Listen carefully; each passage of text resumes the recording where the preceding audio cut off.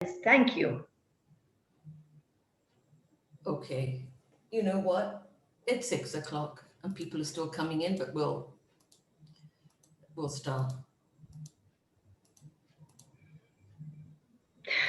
Okay, you'll start. Okay. Go ahead, Rebtezen, over to you. I think what I'll do is what I generally do, as my friends know, start in the middle. The point of this talk is what I feel is some serious, important lesson in Birchas Koyanim, but I'll still start in the middle. I noted that I come from a family of survivors, and I can't. Please mute yourselves. From quite a young age, I was contemplating the question of what is this suffering about, especially since the two people I loved the most, my mother and father. And actually, I must admit that when I was young, I didn't know that they went through, I don't think I connected it to suffering because they were quite upbeat people. The only thing I really saw was my mother cry every Friday night when she had left, and she would mention the names of all the beloveds. And the other thing was, once my father was putting me to sleep when I was a little girl, and I asked him, Tati, can you tell me what it was like when you were a yingala, when you were young, what happened to you? And he started to tell me some kind of story about a visit that he was going to pay to his Mima Rifcha, and he just got choked up and he couldn't talk anymore. He just couldn't talk. And I don't know if I was 8 or 7 or 9, but I never again, ever asked about home. And he never spoke about home, ever. Until the last Pesach, by the Seder, he started to say something about his father. And again, he got choked up. He wasn't able to finish, and that was it. So that was the actual, I didn't have any actual experience from my parents' behavior in general. But I knew that it was, first of all, I knew we had no family. It was my mother and my father, my sister. And I had one cousin who was the daughter of my mother's brother, who was nifter in the war, and her mother remarried. And that was basically that was the family. There was some distant cousins, and there were cousins who were distant. They didn't live anywhere in proximity of where we lived, so he didn't have any connection with them. And when my parents came from Europe, they spent a certain amount of time, I have no idea, before I was born, in Williamsburg, living with the family. It was very hard to get apartments. And somehow, by the time I know, by the time that I remember, we lived in Arvern, which is a little watering hole, a neighborhood that exists between the bay and the ocean. And the first, but maybe it's 3 blocks wide, the entire neighborhood, and 30 or 40 blocks long. The first block on the ocean was a place where people came for the summer. A lot of Fruma people came there for the summer. During the year, there were probably 20 Fruma families. And during the time, they kept on moving out to Far Rockaway and or Brooklyn, other neighborhoods, Fruma neighborhoods. But from when I remember, for the first from 8 to 14, we lived in Auburn. And then we moved to Far Rockaway, but there was no family. And I had one friend. There was no Hamish school. My parents wanted to send us to Beis Yaakov, but it meant traveling on the subway for an hour and some.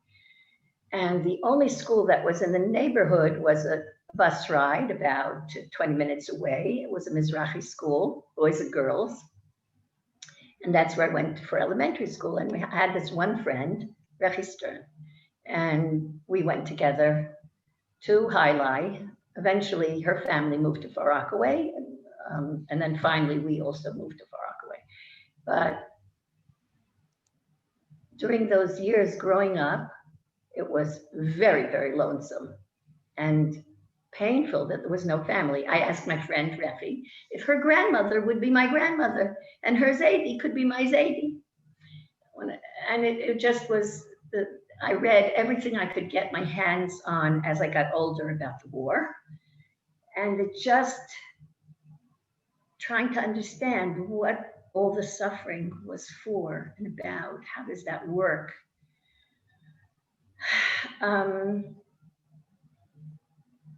Very, very lonesome in school. It was a school of American children from American parents, and they seemed to not even know that there had been a war.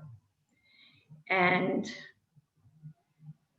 I really felt dislocated. For high school, Refi and I, and one other from a girl that was in Highline, not in our class, but we went to Beis Yaakov in Williamsburg. And I thought, oh my goodness, now I'll be in a from a school and I'll have friends and da-da, and it'll be marvelous. But it wasn't like that. We came from out of town, quote unquote, and all the out of town girls, the girls that came from Washington Heights and the girls that came from Crown Heights and came from Borough Park, and everybody came with a friend or two. And I came with Rechi, and all the girls from Williamsburg were in a different class. We lived far away, so it wasn't a question that you could, easily have after school connection.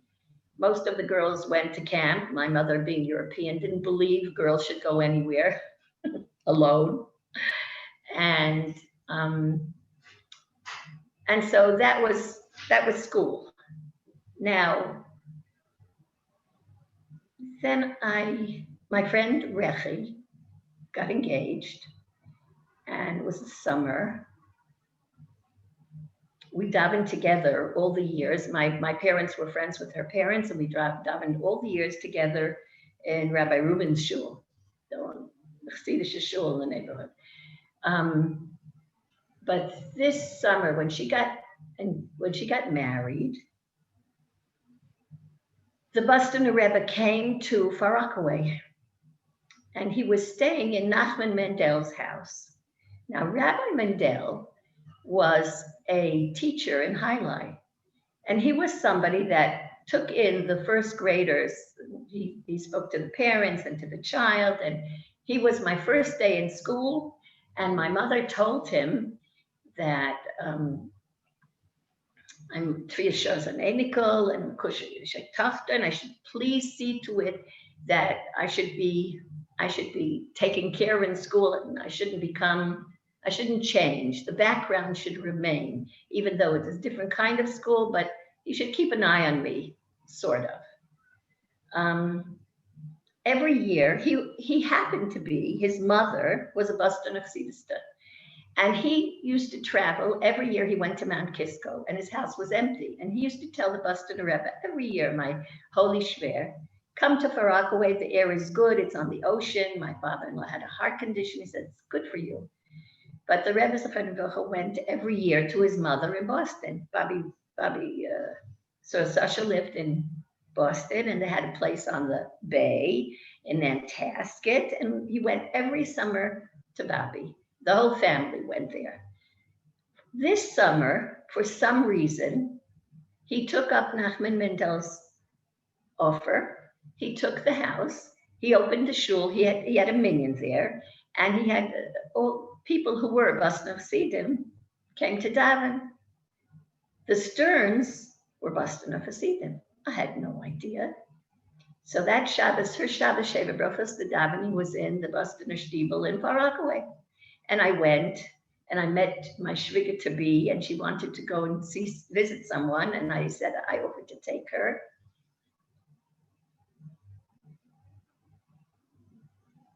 Backtrack. My father was sick from the time that I was 8 years old. He had a major heart attack, and in those years it was extremely dangerous. And he was very sick. And over the years, he had many attacks and many different kinds of problems, medical problems. So I became very close to the Rebbeinu Shalom because he was the only one who could help me. I didn't have anyone in the world who could solve this problem. And I begged him, please, please, please, for Refuah Shalema. And I promised left, right, and center that was going to be good. And now each time I promised that it was going to be even better Then I had promised the time before. I said, I'll do anything and I'll do everything. Please just send my father to Shalem and bring him home from the hospital. And as I got a little older, I became more sophisticated, and I saw that my father was quite ill. So I started negotiating, and I begged her, by Shalom, I'll tell you what, you know that this is really terrible for me and impossibly difficult. We have no family, and he's everything to me. And so if you just let him live until my oldest son's bar mitzvah, I will accept it. But before that, I really, it's impossible for me I just won't be able to deal with it. My father was nifter 3 weeks before my chasana, and I was devastated.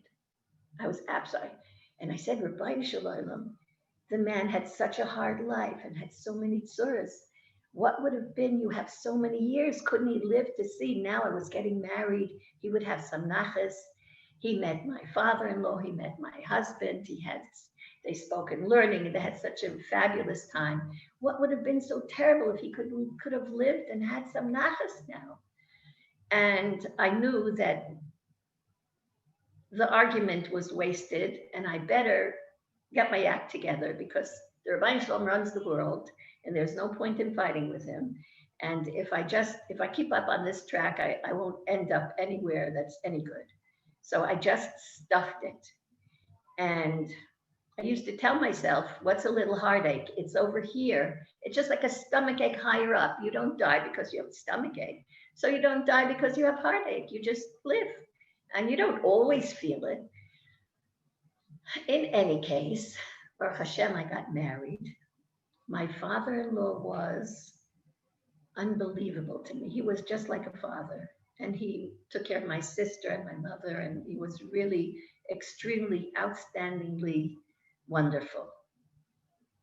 Now, my dear father-in-law had a terrible heart condition, and he was a very sick man. And I lived the next 25 years in perpetual, dreadful fear that something would happen to him. And then when he was nifter, I thought to myself, my goodness, he lived 25 years. You were together with him for 25 years. You had that wonderful time, and you spoiled it for yourself by being scared and miserable, afraid that something would happen to him, instead of enjoying what you had. And I said, I'm not going to make that mistake again. Okay, I will learn my lesson from this. 6 months after my father-in-law was nifter, my dear husband, Bostener Rebtezen, had quintuple bypass surgery, totally unexpected. It happened from one day to the next. After my father-in-law was nifter, my husband said, the prudent thing is, considering the family history, is I should have a checkup. And he went to the doctor and he had a checkup, and the cardiologist said, well, why don't we take a stress test? And then the stress test was positive, but he said, no, maybe that happens, and sometimes it doesn't really show anything. We'll watch you and we'll see. And a few weeks later, a chassid in Los Angeles had a baby boy, and he wanted to give the name, and he wanted the Rebbe to come to be sandik. And the morning of the flight, the Rebbe wasn't feeling well. So he said, let's ride by Dr. Feldman's office and we'll see. Let him take a cardiogram. If everything's okay, I'll go. So we did that. And we came to Dr. Feldman's office, took a cardiogram, and he said, you aren't going anywhere. Your cardiogram has changed from the last time till this time. You are going straight to the hospital. You won't even walk over there. I'm going to take you over in a wheelchair. And a week later, there was quintuple bypass surgery. I spent the next 50 odd years with a lot of pain and fear. And it's only now, the Rebbe was nifter 4 years ago, and sometime in this period of time, it occurred to me, my goodness, that my father was really deathly ill all those years, and he could have been nifter any time. And Hashem kept him alive so that he should meet my beloved father-in-law and my wonderful husband and have nachas. And I was the one that made him that nachas. Hashem gave that matana to me. He saved my father so that I could give my father nachas. It was the dream of my life. And I thought to myself, oh my goodness, not only did you not ever have Hakar Satoiv for this unbelievable gift, you really were a coffee toiver because you were very angry. Admitting it or not, you were very angry that he did that to you and that he did that to your father. And then I was thinking, and I started realizing how many wonderful things that seemed quite awful at the time Hashem did for me. When I was in school in Hailai, I was very uncomfortable. I was sad, very, very sad about my parents and sad about being in that school and sad that I didn't have any friends and I couldn't play jump rope and I wasn't good at punch ball. And now that I look back, I was thinking, Hashem watched me that whole time. I was such a lonely child.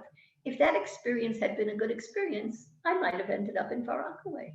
Well, that would have been not the gift that I have, and I have a great gift. I have had a supreme, magnificent, unbelievable gift. And then I thought, it never occurred to me that it was absolutely unbelievable that I became a Kala in Rabbi Mendel's house. That man that my mother took me to the first day that I went to school. And it was pretty amazing that my father-in-law was in Far Rockaway altogether. And then all these good friends had the idea that this was a shidduch. Friends that knew me as I grew. My parents knew us from forever and were Hasidim of the Rebbe. Rabbi Mendel and the Stearns and Sril Shimano. Well, it was amazing. In fact, it was quite unbelievably amazing. My parents had no shaykhs with Bostener Rebtezen at all. And there were places that they had much closer shaykhs like Chechoiv and even Rabbi Rubin and the Chevra from Kasho Yeshiva and the Hinsdorfer. There were places that Shidduchim could come from. And the whole thing came about through my friend Rechi Stern. That was quite amazing. Okay, so much for the story. And the pain was real yichi suffering.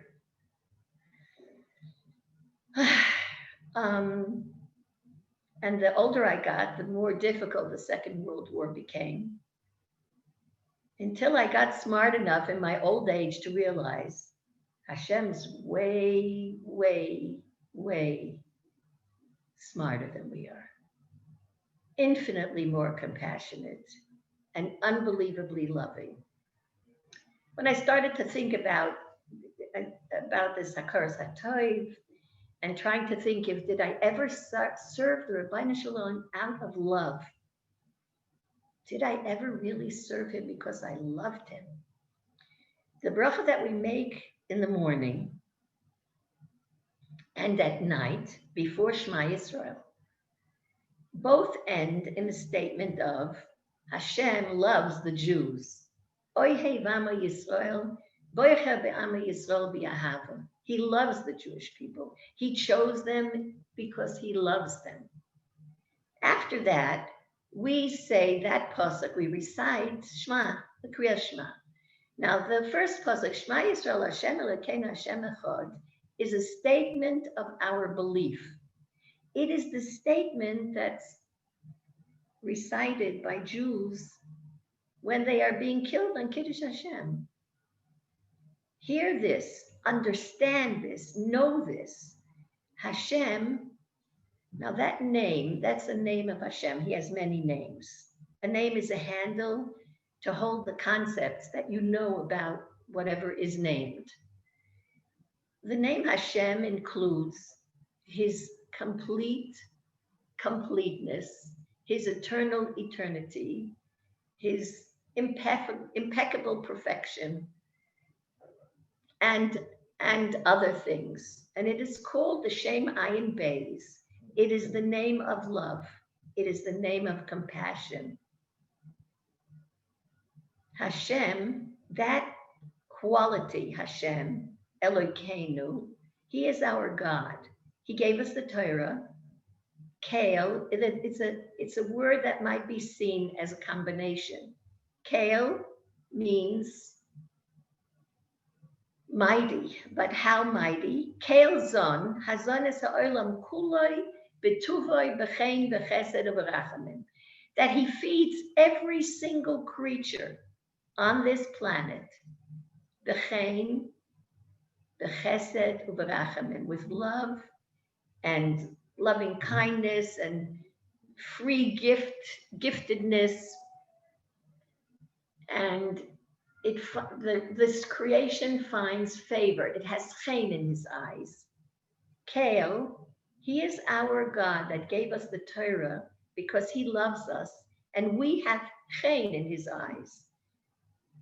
Kale, Yud K, Elokeinu is a combination of Kale, Yud K. Yud K is also a name of the Rabbeinu Shalom, of the Creator. B'ko Hashem Tzuroi Lomim, that the Rabbeinu Shalom, Yud K, Ko, created this world with that name. With Yud, He created the spiritual world, and with the Hey, He created the physical world. And we might understand that as the creation proceeded through 10 statements. Most of those statements are Vayomer Elokim Yehi, let there be. And Yehi, the word Yehi is made up of the letters Yud and K. So calling into creation, the creation, He used those letters. Kale, Yud, K. Nun Vav is the gematria of the word Levadcha, you alone. We know you are you alone in the universe, the creator, the lover, the sustainer, the one who gave us the Torah, the one who took, you are the one who took us for your people. Hashem Elokeinu, Hashem Echad, again that name of loving kindness. Echad, the gematria of Echad is 13. Aleph is 1, Ches is 8, Dalet is 4, that adds up to 13. 13, Hashem has 13 midas of Rahmanas, of love. Hashem, those are the attributes of compassion that Hashem told to Moshe Rabbeinu after the Chet HaEgel. And He said, when the Jews will sin, say this, recognize this, connect to me in this fashion, and I will forgive them. Hashem, Kale, Rachum, loving, compassionate, Chanun, forgiving, or Chen, we find, what's the word for Chen in English? My goodness. We're His sweetie pies. Chen, Chanun, Barachim, El Hapayim, long. Grace. Grace. Grace? Grace, yes. Grace, okay. I think English is a verscholpene language. You can never express the concepts that Hebrew express in English with any comfort. Anyway, these are the 13 midas of kindness that Hashem has. So what are we saying? Hashem Echad. There's a parish on why it says Hashem Elokeinu, Hashem Kel Rachum V'Chanun. Hashem before the person sins, He loves us, and Hashem after we sinned, He still loves us. And that may be considered when we say Hashem Elokeinu, Hashem Echad, when we are called upon to make that statement with Mesiras Nefesh. Echad is also the notion of Melech, that He is the king. Nothing in this universe happens except that He deigns that it should happen. Now, there are lots of things that happen in this universe that we are not quite so happy about. and we don't really understand why they need to happen. Nonetheless, we know Hashem Elokeinu, Hashem Echad. And we're taught that the basis of Yiddishkeit, David HaMelech reduced them to 11 and so on, going down until Bo Habakuk, the Hamidan al Achas. What is the core of Judaism? Bo Habakuk, the Navi, the prophet Habakkuk said, the core of Judaism is Tzaddik be'emunoso yichyeh. A righteous man lives through emunah, with emunah. Now, faith in God and trust in God, not so hard to happen, not so hard to have when everything goes smooth, when the ride is as smooth as silk. But the bumpier the ride is, the more difficult, the more painful, the more sorrowful, that's already a test. That is the test of our lives. Why did Hashem create the world? Did he know what it would look like before he created it? Did he know that Adam would eat? No sooner than he stood on his feet and he got the commandment not to eat from the Eitz Hadas, the tree of knowledge, good and evil. Did Hashem know before he ate that he would eat? Of course he knew. Could Hashem have put someone in the Garden of Eden that would not have eaten? Of course he could. Moshe Rabbeinu, Avraham Avinu, a Tzaddik Tomim, David HaMelech. How do we understand it? The first day of the creation, and man who that it was a possibility, there existed a possibility that he would live and live and live, was punished, was relegated to death. He had to die.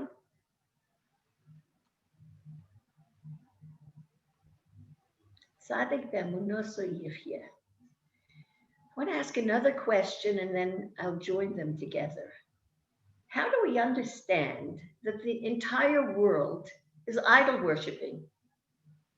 What kind of notion? Are they fools, all of them, that they would worship idols? Can an idol do anything for anybody? What was the point of their religion if it couldn't ensure that they could have whatever they wanted because they were spiritual? Look at the world and ask yourself if it looks to you like a spiritual world created by people who are believers in a spiritual world. Chachamim, we're taught with it's the goyim are often referred to as oivdei koichavim umazolos. They worship the stars and the constellations. And astrology has been a very thriving business all through history. If we understand man as an intelligent creature, we might understand his involvement with koichavim and mazolos as looking at the world and seeing something's going on here. There are powers. There are times when fruits grow, flowers blossom, trees blossom, food grows, and there are times when everything is dead and dormant. There are times when the flocks give birth. It's a time. There's day and night. There are seasons. As the seasons change, there's a change in the constellations in heaven.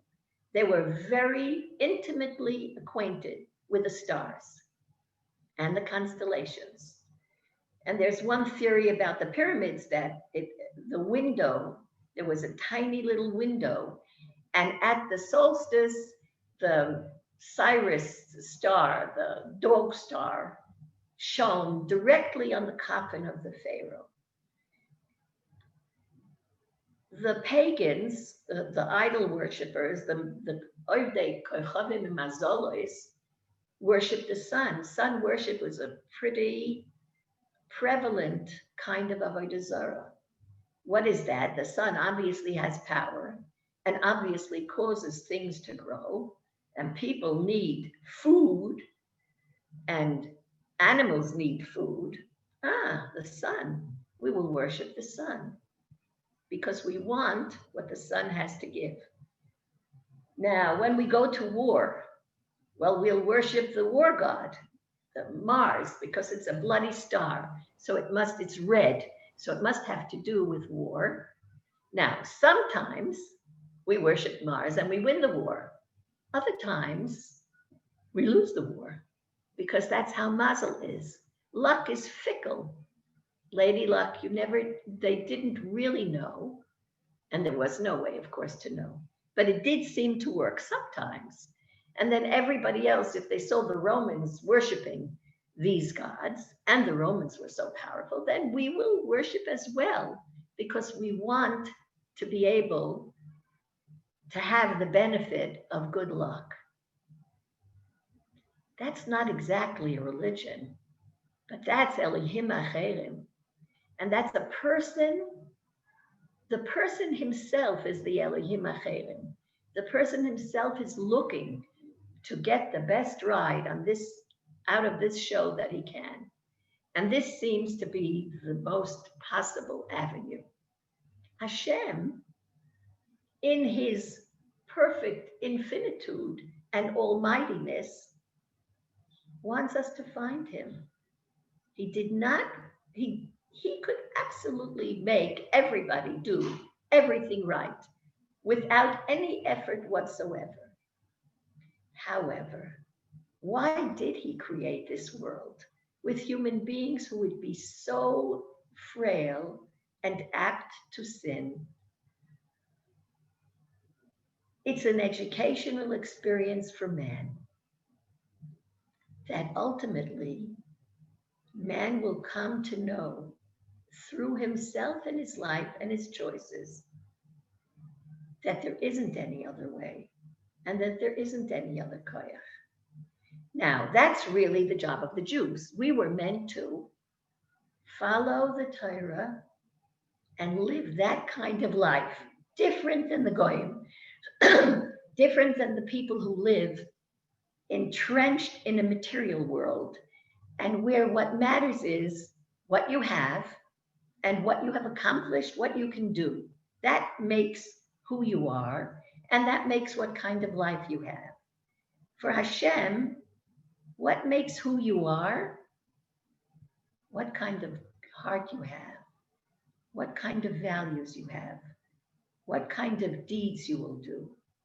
And not because it pays, and not because you want something from him. It's not, there's a term about Hani Kalbin Dachsifin, these brazen-faced dogs that call like a dog barks, have, give. When a human being lives in fear and hunger, and all he's concerned about is getting, have, he is the Elohim Acherim, and he's looking for any way to get what he can get. A Jew is meant to live by giving. These are the things that have no measure, no limit. This is a Mishnah in Peah. Gemilas Chasodim, acts of loving kindness. And Talmud Torah. There's no shia to how much Torah to learn. You can learn and learn and learn and learn. Or you can do chesed. As a matter of fact, we are taught, the world stands on three things: Torah, Avodah, and Gemilas Chasodim. Learning of Torah, worshiping the Rebbeinu Shalom, and doing acts of loving kindness.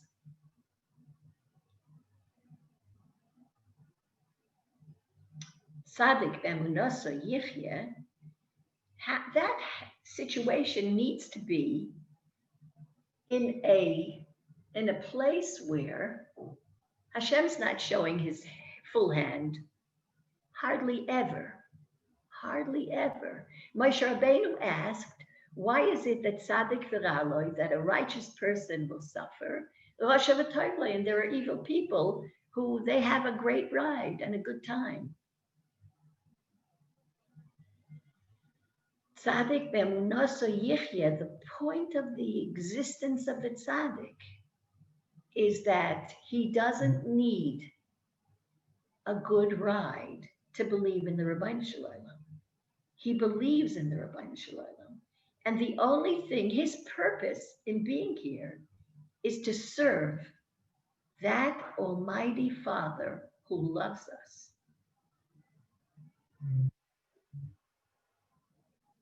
Who always loves us.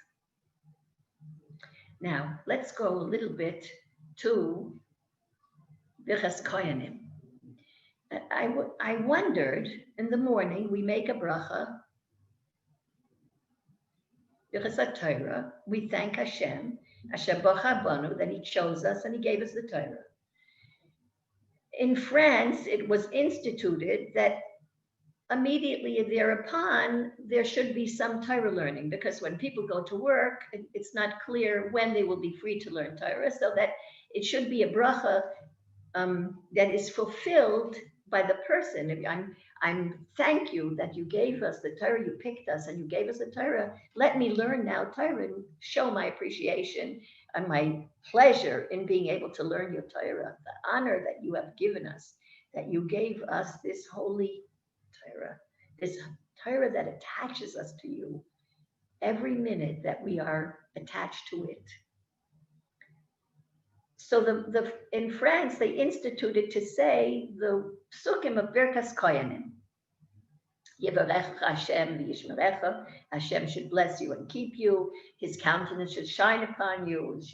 Yis Hashem panav, and he should give you peace.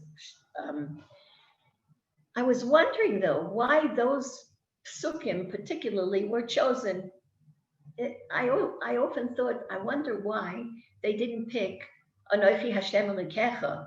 If tzaddik be'emunaso yichya, let us state our emunah, that emunah, our belief, our trust in him, no matter what, in every situation, even if he requires that we give up our lives in order that we not worship some other deity, we still love him and trust him. Why wouldn't we say Anochi Hashem Elokecha, Asher Yitzisicha, or Shema Yisrael Hashem Elokeinu? Why do we say these psukim? And with the times, I guess heaven had mercy on me, because it just always had this, I wonder why, and I didn't find an answer. And Hashem sent me an answer, and it was an answer like this, because when did they recite the Birchas Koyanim, these brachas? These blessings were recited at the end of the service in the temple. And the notion being that the point of the service in the temple and the point of Hashem giving the Torah to the Jews was to bring the bracha to the Jews, so that the bracha should come to Klal Yisrael. Wow, I love that idea. And when we make Birchas Torah, we say these psukim to become aware that Hashem loves us, and the point of life, of everything, of Torah and Avodah, which we said these are two things that the world stands upon, the purpose of that is to bring the bracha to Klal Yisrael. I was in seventh heaven. So then I was looking for Perushim on these psukim and thinking about the psukim in general, and it occurred to me how count the words, they count the letters and they count how much letters they add up to. And so I thought, how many words are in these psukim? The first pasuk has 3 words. The second pasuk has 5 words. And the third pasuk has 7 words. 3, 5, 7 are numbers that have meaningful connotations for us. 3 is the Ovis, and the forefathers, the 3 fathers, and 5 are the Torah, the books of the Torah, and 7 are the 7 guests who come to the sukkah, or the 7 midas of Hashem, Chesed, Gvura, Tiferes, these 7 characteristics, qualities that Hashem has and man is supposed to partake of. We are supposed to be Baalei Chesed. We are supposed to be loving, kind and loving creatures, and mighty, heroic creatures, and creatures who are well versed in the Torah, which is Tiferes. So I thought, oh, that's interesting. So let's look. What are the words? Maybe the words are connected to these concepts. The first pasuk is Yivarechecha Hashem v'yishmerecha. Now, Yivarechecha, that really has to do with Avram Avinu. 3 words, the forefathers, okay. Yivarechecha has to do with Avram Avinu for sure. After the Akedah, after he brought Yitzchak, he took him onto the altar, and then the angel told him, no, don't sacrifice him, take it, you don't have to bring him for a sacrifice. After that, Avram Avinu saw a ram, and he took the ram and put the ram on the altar and brought a sacrifice. After that, the Malach calls him, it says, Shenis, Vayikra Malach Hashem, Shenis min hashamayim. The first time the angel addressed Avram Avinu, he did not give him a blessing. But the second time, after he brought this offering, the Malach says, Yan asher asisa, because you did this thing and you did not withhold your son from me, Ki vorech, you did not withhold your son. Ki vorech avarechecho, I will bless you with a complete blessing. Now that was the blessing in a previous conversation that Avram Avinu had with Hashem. Hashem said, I'm going to give you a blessing. And Avram Avinu said to him, what blessing? I don't need anything. I have no children. That's the blessing I would like, and you have not seen fit to give me children. And at that time, Hashem said, you will have a child. And then Avram Avinu gave birth to this child. And then when Yitzchak was 37, Hashem told him, bring him for a korban. So now that you were so loyal to me, and you were prepared to give away the dearest thing in your life because I requested it, I will give you the full blessing. I will give you many, many children, not just one Yitzchak. Now, if we think about it, it's quite interesting. Why did he want children? He wanted children. Ki yadativ, the pasuk says, I love him because I know that all he wants is to teach his family after him that they should love me and be attached to me and go in my ways. That's all he wants out of his life. And I love him for that. I love him, he loves me, and I love him. Now we have his children, Avram Avinu, included in his progeny are Esav, Yishmael and Esav. The Muslims who claim that their forefather, their ancestor is Ishmael, they are one religion that believes in the Almighty. They are one religion that believes in the validity of the Torah, and that Moshe Rabbeinu was a Navi, that it was a prophet, and the Torah is true. And Esav, Edom, is a progeny of Avram Avinu as well, through Yitzchak. They as well believe in the creator of the world, in one creator, in one God. They have made their additions for whatever their private reasons were when they concocted this religion for the world at large, what they thought was necessary for the world at large to accept this creator God. But Avram Avinu's children are the only ones who really believe in one God, the God of creation and the Torah, which is quite amazing. So Yivarechecha is Avram Avinu. Hashem, that name of loving kindness, we might attach to Yitzchak, our forefather Isaac, as he was an Oila Tmima. He was prepared to give his life. He gave no resistance. As a matter of fact, he told Avram Avinu, bind me so that I don't move and become unfit for a korban. So Hashem could refer to Yitzchak, and V'yishmerecha is certainly Yaakov Avinu, because There's a pasuk in the Torah that says, "Ushmarticha b'chol asher telech," I will guard you wherever you go. And Yaakov Avinu needed a lot of protection because Esav was out to get him. Esav's malach was out to get him. Lavan was out to get him. And when he went to Mitzrayim, he needed shmira. When the story with Dinah happened, the story with Yosef happened, he had many difficulties in his life and he needed much protection. Oh, I thought that's quite interesting. So let's look at the next pasuk. Yoar Hashem panav elecha v'chuneka. I thought, well, Yoer, there is a medrash that says that Hashem told Avraham Avinu, as you're lighting the way for me, Achatar Meir Lefonai, in where you live in Mesopotamia, come and cast this light in Eretz Yisrael. So Yoer, Hashem panav Yoer could certainly have to do with Avraham Avinu. Hashem is again Yitzchak Avinu because Yitzchak's characteristic was he was the Oila Tmima. He was the perfect. He gave his life entirely away for Hashem. That's all he wanted to do. That was his act. Panav, if Panav refers to Yaakov Avinu, it says that Panav Chakuk al Kisei HaKavod, a likeness of Yaakov's Jacob, our forefather Jacob, a likeness of his face is carved into the Almighty's throne of glory. Oh, so that's good. Now, Elecha would refer to Moshe Rabbeinu. Pe el pe, to you, Elecha to you, just as I spoke to Moshe Rabbeinu, pe el pe, I spoke to him mouth to mouth, directly, not through signs and not through symbols and not through metaphors. I spoke to him as a man speaks to his friend. It was some kind of direct communication, directly. Elecha, and this blessing will come to you from me directly. Vichuneka, and you will be graceful, desirous, beloved, whatever that chen, you will have the chen of a child. You will be my beloved.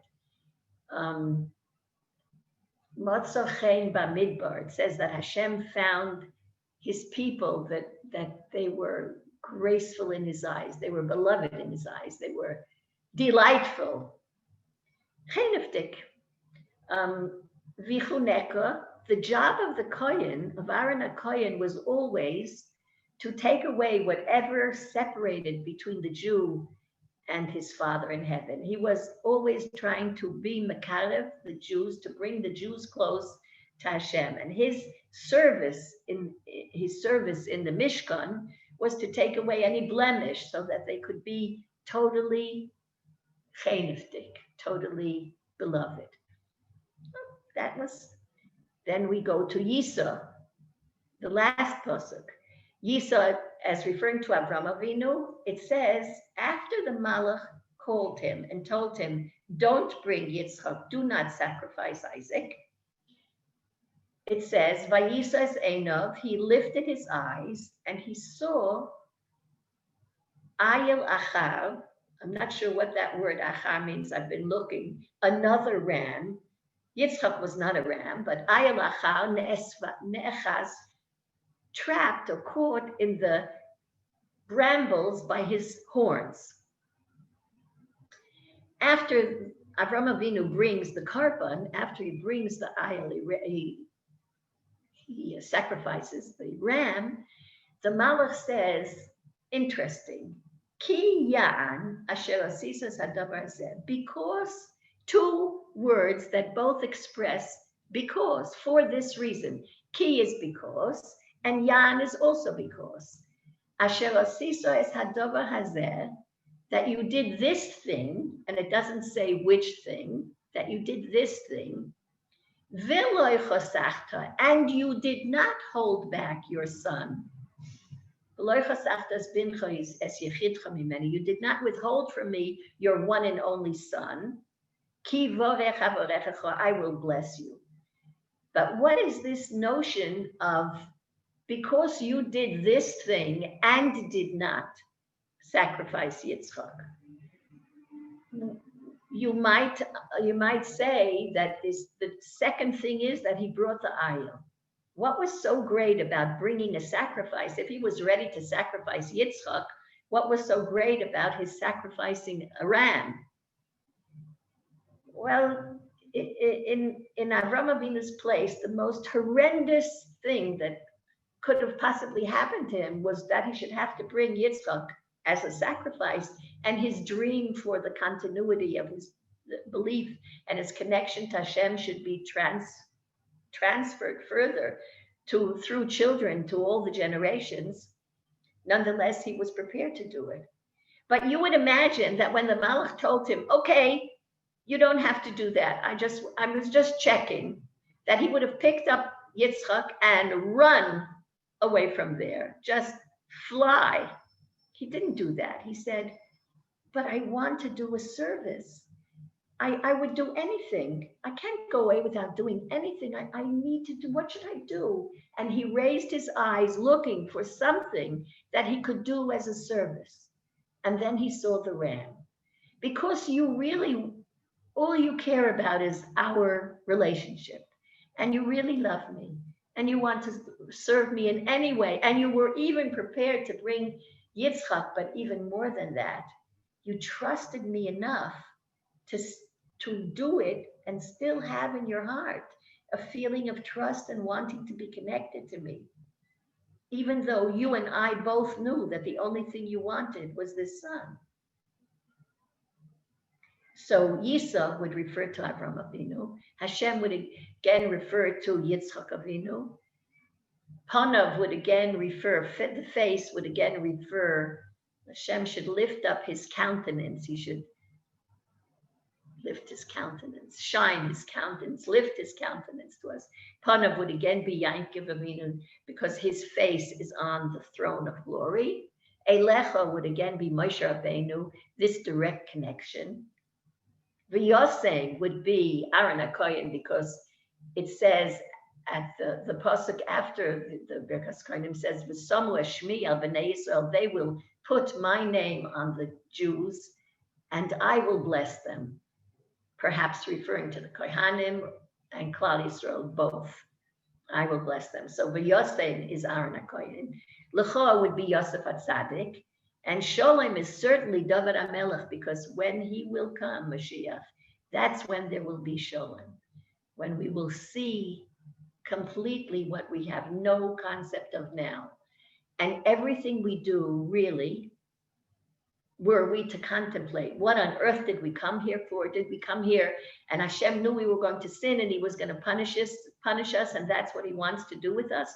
And we are so bad that we have to be in Golus 2,000 years and go through the most horrendous kind of suffering and denigration, degradation. My goodness, what the Jews have gone through. Is that what Hashem wants? So I was thinking, these people that we have mentioned, Avram, Yitzchak, and Yankov, Moshe, and Aharon, Yosef HaTzadik, and David HaMelech, these are the Ushpizin who come. These are the foundation of Klal Yisrael. These are the people through whom the blessing comes. It's their merit that brings us this unbelievable blessing. Let's look at their lives. Do their lives look like lives of unimaginable comfort, glory, pleasure, no pain, no suffering, smooth as silk? I think not. I think if we look at the lives of these people, everyone, much challenge, serious challenge. My goodness. Aaron HaKohen, whose whole desire was to bring the Jews close to his Father in heaven, he was the one who made the Egel. And he made it only because he was trying to delay them, and he thought he could delay. He would said, Chag LaHashem Mocha, tomorrow we'll make the great celebration, the great worship, and Hashem didn't protect him. It was the worst thing imaginable for him that he should make the Egel for Klal Yisrael.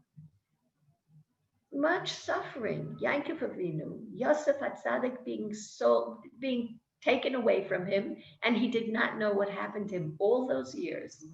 And he had a Kabbalah. He knew that if all his children would live through his lifetime, then these children would establish Klal Yisrael. They would establish the nation of Israel.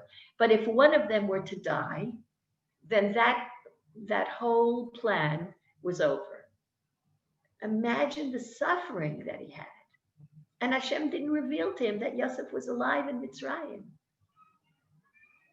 These people had challenges which defy our imagination. David HaMelech was chased by his own son who wanted to kill him, among other things. The tests were unbelievable. They were the tests for the greatest people of their belief.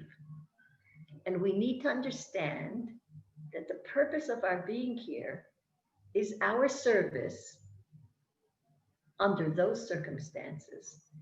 Circumstances that try man's soul, that test his belief and trust. On the other hand, I just want to say about the fact that we're in Golos for 2,000 years and have to go through all this suffering, that it's important to contemplate, and I hope I don't run over my time limit, but it's important to consider the stories. On one hand, for instance, three points I'd like to make. The first point is the angels don't understand either. And that's good, because if they don't understand, how on earth can we understand? When Hashem took us through the Yam Suf, they complained bitterly, saying that the Jews were also Oidei Avodah Zarah. They also worshipped idols.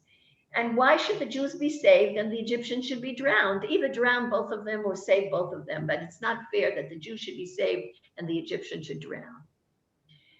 In another instance, when Hashem wanted to give the Jews the Torah, they said, leave the Torah here in heaven with us. We know what to do with it. And then Hashem told Moshe Rabbeinu, answer them. But they don't understand the Rabban Shalom's ways. And the final one that's really the kicker is when Rabbi Akiva was being torn to pieces, the Malachim said, this is the reward for Torah? Now, Rabbi Akiva, we must remember, started learning when he was 40 and built himself up. He didn't give up. He just kept on learning for the sake of learning. He had no idea that in the end he would be Rabbi Akiva, who established Torah Sheba'al Peh. He with his 5 Talmidim. Now, this Rabbi Akiva, who went through everything he went through to get to reach his place in Torah,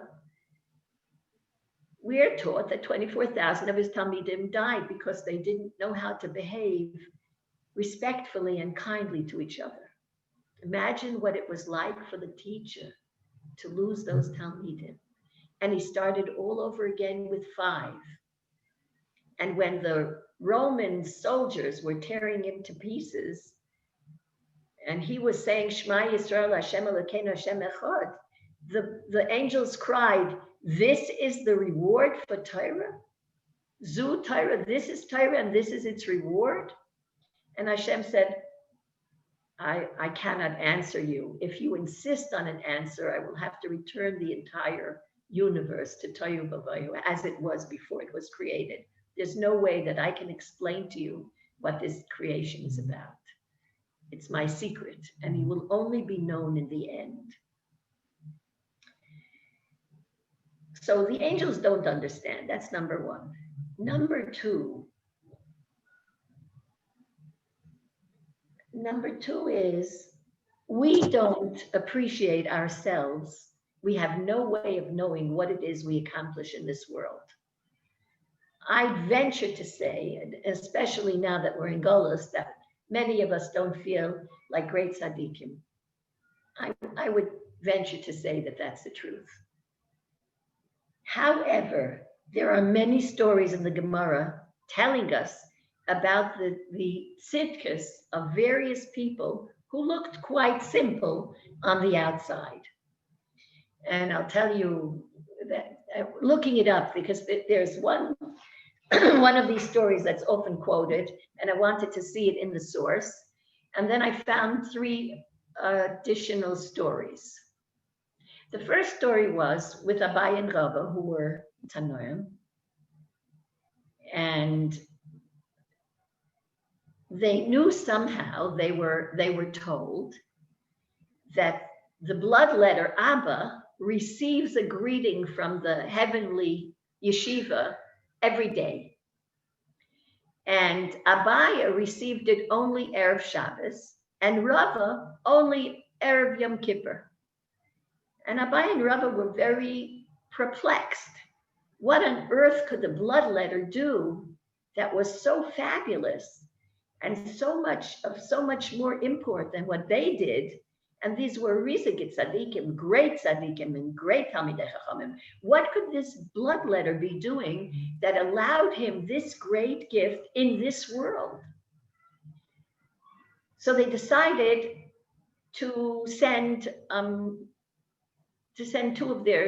two Chachamim to find out what really is the nature of this person, what kind of avodah, what service is he doing? What is his service to the Almighty that brings him this unbelievable gift? So first of all, he practiced in a very private place, and the place for payment was out of the way. So nobody, not he, and no one would see what the people were paying. And he did that so that the poor people who didn't have money to pay him would not be embarrassed and would not pay and not be embarrassed. The second thing was that he was very careful with issues of tznius. And he had a special robe that he put on his patients, and that just had a slit in the place where he made the slit to let the blood. That was especially so that women who would come for treatment would not be disrobed. In addition, when Talmidei Chachamim came, when scholars came, he treated them without payment, told them not to pay. He gave them food and drink before he did his procedure. When they left, he gave them money so that they should buy good food, eat well so that they should maintain their health. That was what he did. So then these two scholars came, and he told them they don't have to pay, and he gave them food and drink, and then he made the procedure, and then they told him that they came from far, so he said that they came late in the day, they should sleep in his house. He spread out rugs on the floor for them to sleep. The next morning they left, and they took the rugs with them, and they went to the shuk. How do you say shuk in English? The marketplace. And they waited till he would come. And it doesn't say there how they knew he would come, but they waited. And he came. And when he came, he saw them, and he went over to them. And they asked him, they showed him the rugs, and they asked him, how much are these worth? As if they wanted to sell them in the marketplace. And he said how much they were. He said a certain amount of money.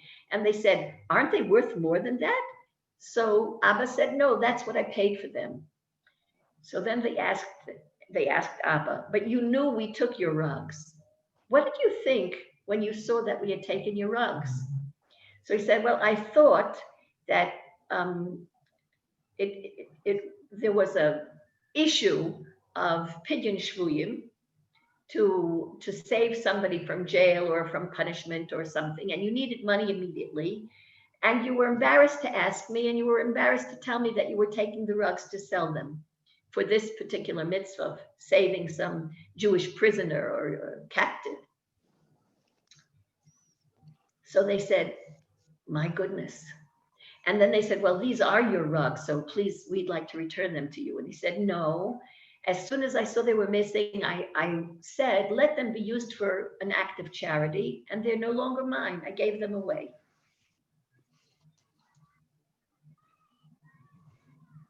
End of story about bloodletter. Sometimes you look at a man, you wouldn't pay 2 cents for him.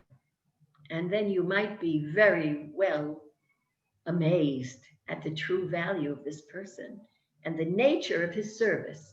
The next story is a story about a Reb Broike, and he was in the marketplace, and Eliyahu used to come, and he asked Eliyahu Hanavi, "Are there any Bnei Aliyah here? Anybody who's going to Olam Haba?" And Eliyahu answered no.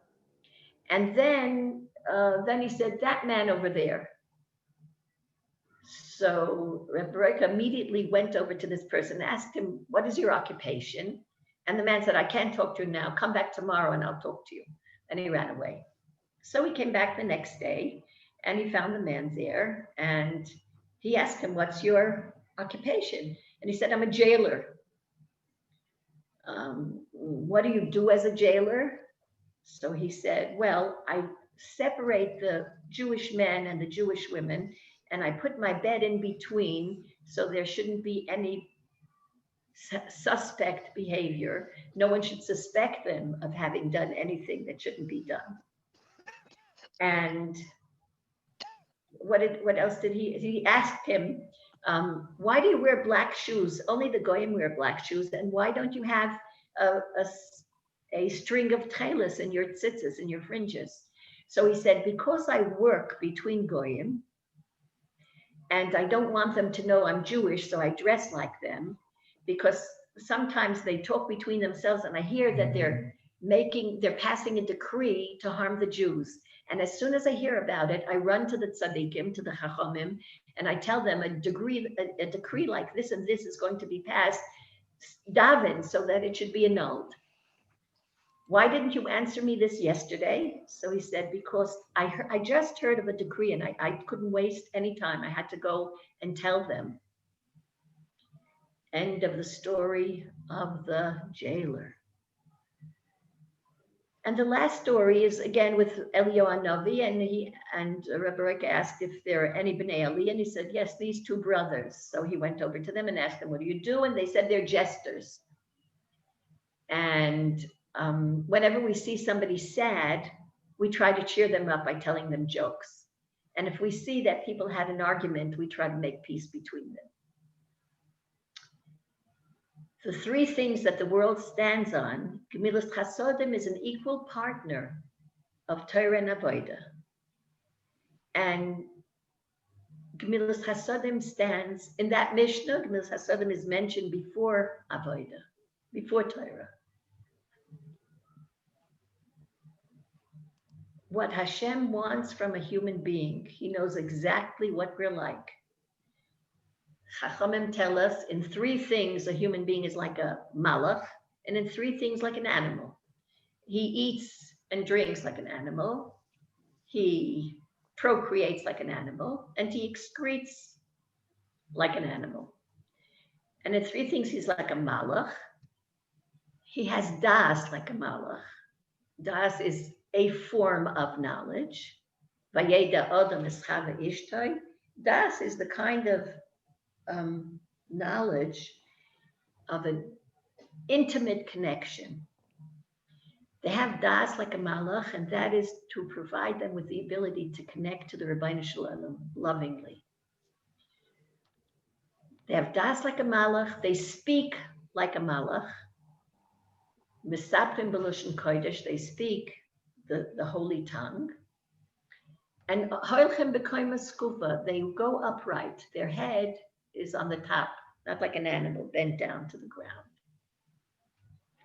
So my holy husband, Zechron Baruch Hu, once asked, "So what is the human being?"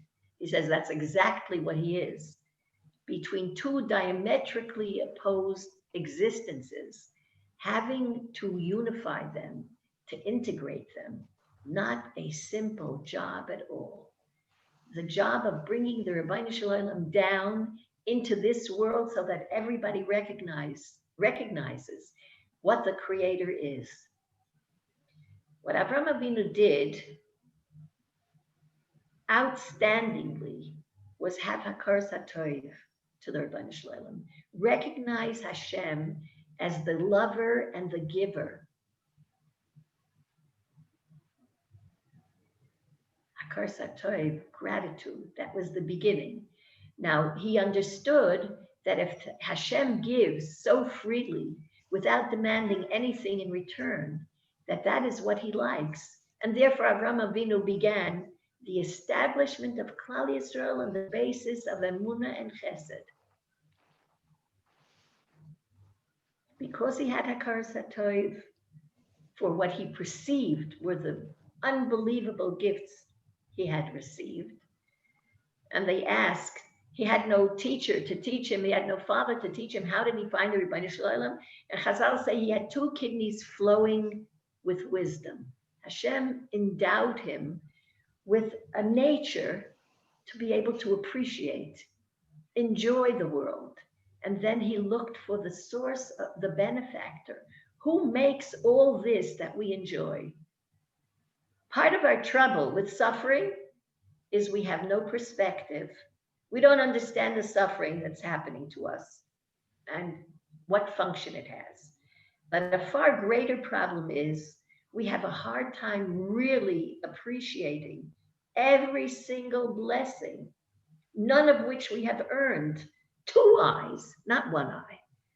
A brain that works with billions of neurons, that we can walk on our feet, that we have ideas, that we can be creative, that the sun shines, that there are flowers and birds and babies with tiny little fingernails and tiny eyelashes, that we can love.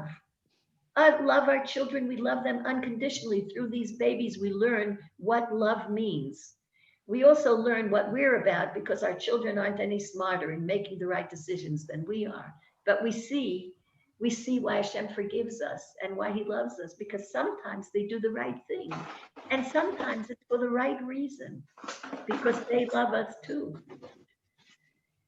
So these people taught us that it is a bracha.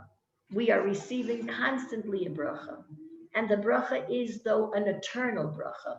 Like the bracha of Avraham Avinu, until this day, we recognize his glory and his heroic living. And for all the other people, for Yitzchak Avinu and her Yankov, we recognize that the quality of life that's worth living and what makes a human being great and what makes a human being integrate that spiritual world with the physical world, that is love and giving.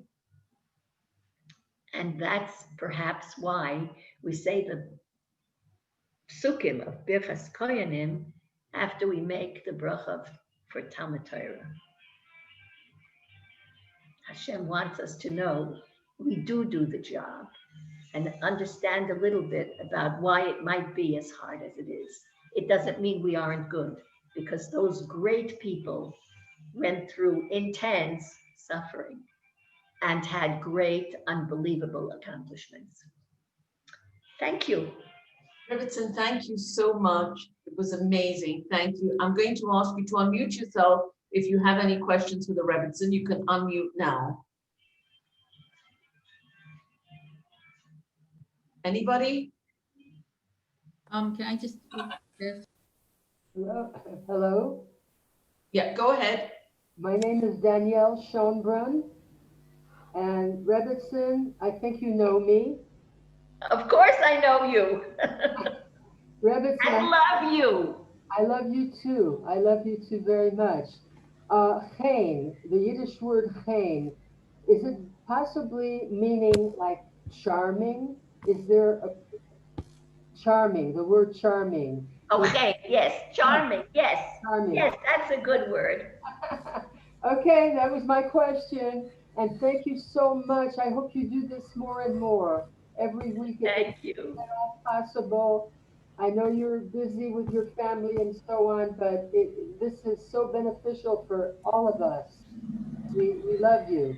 Thank you, thank you, thank you. Anybody else? Any questions? I would like to thank the Rebtezen for the perspective that she gave us. It was excellent. Rebtezen, did you hear that? She'd like to thank you for the perspective that you gave over. Oh, you're welcome. Thank you for listening. Thank you for giving me the opportunity. Anybody else with any questions? Yeah, I have a question, Joyce. Is that okay? Really? Rebtezen, first of all, thank you so much for all the words have just been unbelievable. I've been taking notes and everything. And when you were talking about the Ushpizin, you never really mentioned why Lecha is for Yosef. That's right, I did not. L'cha itself is nun. And Yosef is the tzaddik yisoid olam. He is the foundation of the entire universe. And he is hidden in his foundationness. It's not clear that, it is not clear that he is the tzaddik. Certainly in the beginning it wasn't clear. And interesting, what did he do? He had his brothers in his hands. Instead of saying, you scallywags, you scoundrels, what happened to my dreams? Indeed. He didn't say a word. He said, don't feel bad. Hashem sent me here so that the family should survive. Don't feel bad. He never, ever stayed alone with Yaakov Avinu when Yaakov came to Mitzrayim, because he was sure that Yaakov would ask him what happened, and he never wanted to tell on his brothers. L'cha is some kind of revelation and connection to the Rebbeinu Shalom that few people in this physical creation are ever able to obtain. Oh, it's beautiful. Thank you. I got the lechas from the gematria of Lamed Chaf. Yes, Lamed being 30, Chaf being 20. Absolutely amazing. I just also wanted to mention my brother-in-law went to High. But really? Yeah, Howard Schulman. Howard Schulman. Yeah, or Robert Schulman. Robert Schulman, the cardiologist? Yes.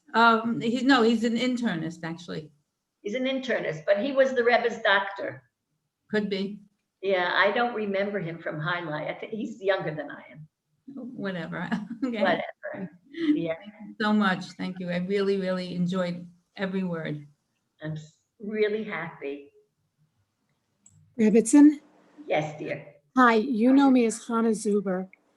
And Sure. Super. Okay. I just wanted to say hi and thank you very much for such an inspiring talk. Thank you. Thank you. Okay, anybody else before I wrap this up? I would like to say hello to the Rebtezen, and I just want to say how I remember fondly all the talks you used to give every single week at your shul. And thank you for that, and thank you for this evening. It was really inspiring. Thank you. I didn't get your name. Rosalind Jason. Oh, Rosalind. Yes. Okay. Thank you. Rebtezen? Yes. I'm just thinking back to the highlight days. I'm also from Far Rockaway, but I don't know that I didn't know him by Rabbi Rubin, but there are some amazing people who came out of highlight because of or despite it, and you being one among them. I'm thinking of someone like Chaim Septimus and a lot of very fine people. Oh, they had very fine staff. Yes. And Rabbi Lyman was an outstanding human being. Oh my gosh, and an outstanding Jew. And I remember the talk was he was a professor of law at some university, and he wore a toupee because he didn't want to teach in Hoden Cup, and you weren't allowed to wear a kippah. And his sons were very fine. It was very, the staff was really, I remember Rabbi Weissman, he was another person. Oh my gosh. He went through the war, lost his wife and a child or two. And he had such tremendous emunah, but the suffering was, to me, I was sure I experienced his suffering, and I loved him so much. And he had no children. He didn't have children after the war. And Sarah Blumenkrantz and Rabbi Avi Gold was a teacher there when I was there. And Isaacson, very, very fine people. I see. You are one of the products, so we are enjoying that now. Thank you. Okay, ladies, thank you so much. Rebtezen, thank you so much for being a guest on Drops of Inspiration. It's been really a pleasure. Thank you. Thank And you. ladies, just before we go, I just want to let you know that next week our guest is Dr. Gila Gabriella, who is, she has her doctorate in human behavior, and she heals through gemstones. She's going to give us an amazing talk, So look forward to seeing you all next week on Drops of Inspiration. And Rebtezen, thank you so much again. Thank Bye. you. Thank you. Thank you so much. Thank you. Lots of love. Bye. Thank you. Grazie.